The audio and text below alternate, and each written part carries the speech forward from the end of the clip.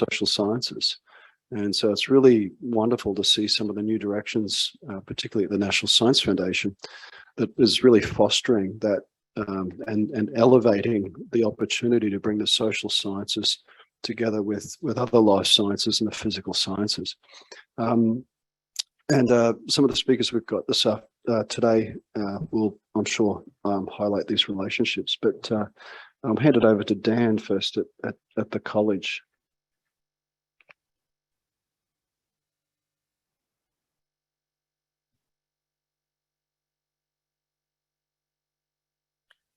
Thank you. Can everybody hear me? Okay.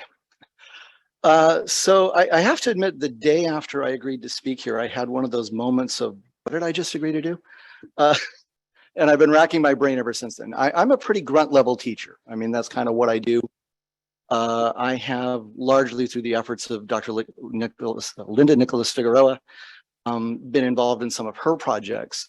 But for the most part, what I do is I teach local students. And so I was trying to think, how much do I want to stretch my research involvement, or how much do I want to stay kind of on what I do? And I thought, I'm going to stick with what I do. I'm going to talk about what it's like to teach in this community, particularly teaching kind of in the shadow of research at NORL, and try to see our classroom, what doesn't, rather what we want to try to work on more, and where we might get some resistance. I came up here about 12 years ago. I have spent most of my career before that on the Navajo Nation, teaching at a place called Dene College. So I was pretty familiar with a lot of Native American issues, but I remember telling the hiring committee, I don't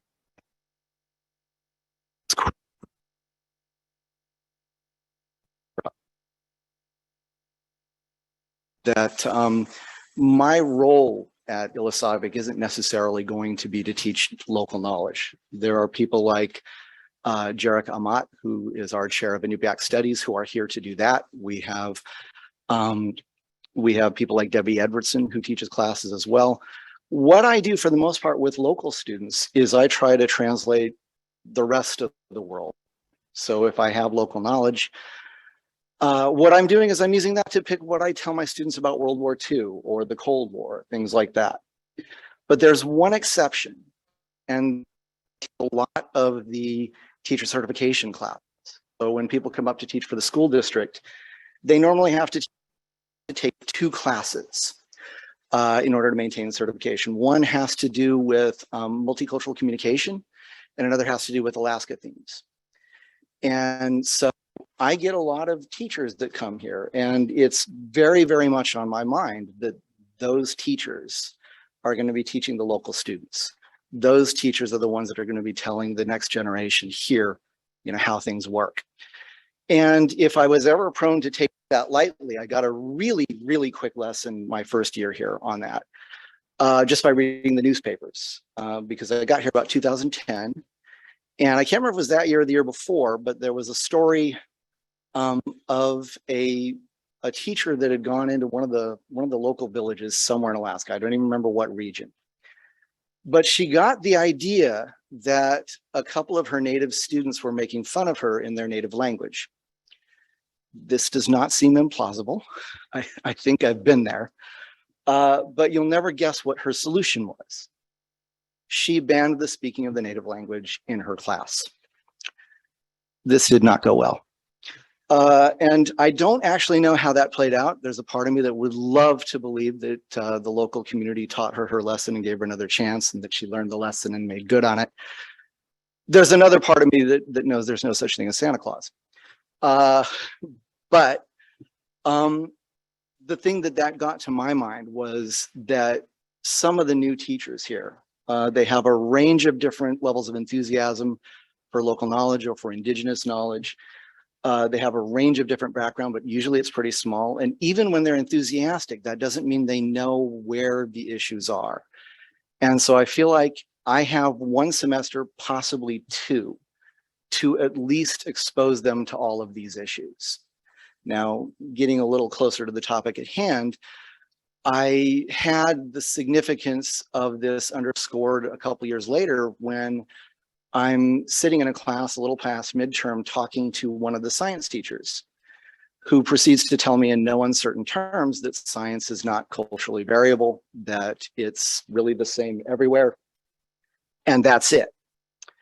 And I'm kind of sitting there thinking, well, I've got about 5 or 6 weeks to try to convince him otherwise. And so some of what I'm going to be talking about for the rest of this is kind of what I tried to throw this guy's way. And just trying to say, you know, look, there are lots of different contributions that the indigenous people of this community have made to science. And I just don't think there's any question about that. I wish I could say this was a success story, but I don't think I actually got through to this guy. Fortunately, that's not the norm.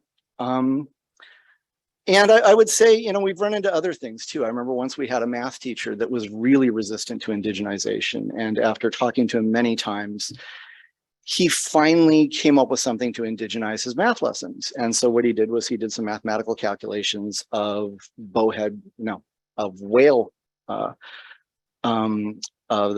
body of a whale. And actually the little stumble I did there just a moment ago was the problem. I was actually proud of him. He'd gone out of his way to apply math to a whale. And he was proud of it. And actually Jerica, our Iḻisaġvik studies chair, then mentioned that he had done the wrong whale. I don't remember what whale he'd done, but it was not a bowhead. And at that point, the math teacher said, you know, kind of, well, what difference does it make? And I thought that was a really good illustration of the problem, because to him, it made no difference. And I found myself wanting to say, well, if it makes no difference to you, then maybe you're the one that should adjust, because it sure means something to Jerica, and it sure means something to Iñisaġvik students. That's another one that I don't think quite played out the way we wanted to, but this is the kind of thing that we keep struggling with. And anyway, over the years, what I find myself doing actually is I find myself trying to incorporate as much of the research done up here at NARL as I can get in, depending on the classes, particularly things that affect the political economy. And maybe that's my personal interest, maybe that's to some degree about, you know, the local community, but just looking at things like subsistence versus commercial, and looking at any kind of research that can help shape that. And so I find myself actually sharing a lot of the material on Iñisaġvik contributions to the whale count, some of the stuff that you were just talking about. And that's one of the things, if I'm really struggling to get across to a student that local indigenous knowledge matters, I think that's a great story, because that's a story where the indigenous community helped teach the scientists. And it's also a story in which the scientists listened. I think that's a great example of indigenous communities coming together with scientists to help sort of improve our understanding of that phenomenon. And so, you know, if ever I run into another one of these guys that's just sort of like, nope, there's no indigenous science, I don't want to hear about it, that's front and center. That's going in there as quickly as I can get it. Also, certainly I want to talk about as much as possible, you know, knowledge of ice, knowledge of dangers in ice conditions. We will sometimes bring elders into the classroom to try to talk about some of this stuff. I'm always fascinated at the difference between the question I find myself wanting to ask and the answers I get from people like that. Because when I ask something like, how do you know if it's safe to go out on the ice? I keep thinking they're going to tell me what the snow looks like or what the ice looks like. And instead I get lessons on currents or wind patterns and things like that. And I think that's a really interesting twist. That's one where I actually haven't changed the questions, because I really like watching the elder shift my question to what they think is really relevant. And that really underscores things, I think, very, very nicely. So these are some of the things that we try to get into some of the certification related. And by the way, these would be like basically an Alaska history class, an Alaska Native Studies anthropology class. We also teach an Indigenous Sciences class, and actually that's probably what I want to talk about for the next few minutes. A few years back, I got very, very interested in Indigenous sciences, and part of it, I think I was looking at questions like, is it safe to go out on the ice? And then in looking at some of my other anthropology materials, I was also interested in Polynesian whaling, and I started looking at a whole bunch of other things. or Polynesian, I should say, navigation is what I was thinking about. And I started looking at a whole bunch of other things. And I thought, gosh, I'm gonna have to teach myself all the hard science that should complement all of these ethnographic materials. And at which point I noticed Dr. Figueroa sitting across the table from me and thought, or I could ask her if she would teach the class with me, which is what I did. But that's one area where we really do get a chance to really maximize local knowledge, maximize, and you've got contributions to the state of knowledge, the curriculum. And of course, as a tribal college, that's central to what we do here. And so that's an area where we really, I think, are working very closely to our kind of mission statement, our main goal here at the college, or in this community. Well, there are lots of different things we have done, but one of the things that I think particularly that Linda has done a lot of is incorporate our students into her research projects, or rather get our students doing research. And I'm always fascinated at what comes out of that. Not the least of reasons being that there's often this really fascinating moment where Linda has set up a project where we're going to do X. And I think I've been here too. The next thing you find out is why all the students can't do that. It's going to be this or that, or it's going to be something else. And not the least of reasons being that we don't just serve this community. We also serve people throughout Alaska. And so if Linda's set to do a snow chemistry segment, and she's got a student in Metlakatla where it hasn't snowed yet, well, what are they going to do? And so we get a lot of really interesting results out of that. It's one of those moments where things look like they're going to fall apart, but instead they get more interesting, because then somebody ends up with a project on salmon, somebody else ends up with a variety of different projects involving, snow or any other related things. And so watching these students go through the process and seeing them get really caught up in what it means to do research here. Is that it, or? Oh, okay.